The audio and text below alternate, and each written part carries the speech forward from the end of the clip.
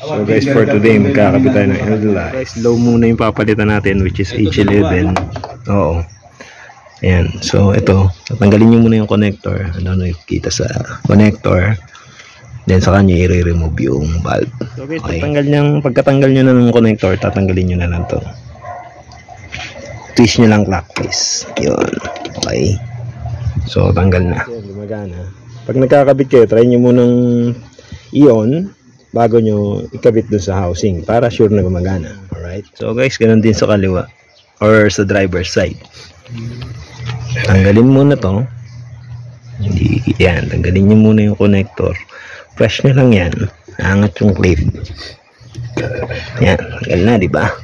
Tapos ganun ulit, try nyo muna yung kakabit nyo bago nyo ikabit para doon pa lang makita na kung gumagana. Gumagana.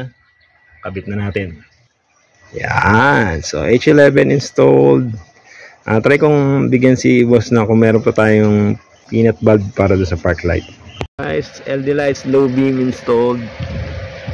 Pati park light pinalitan na rin natin para all white. Okay, boss ha? Oo, thank you. Ganda. Nakabuhay pa yung ilaw mo ha. Pwede mo patayin. Yan. Okay. So, happy na si boss. Thank you. Thank you, boss. Suki natin siya. Nagpa-LED spring siya. Then, ngayon, LED lights. Dapat nga magpapa-Android siya, pero next time na lang daw. So, carbon fiber hood. Paalis na kasi siya tomorrow. So, wala na siyang oras. So, next time na.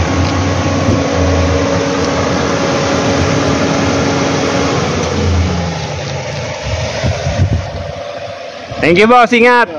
Thank you.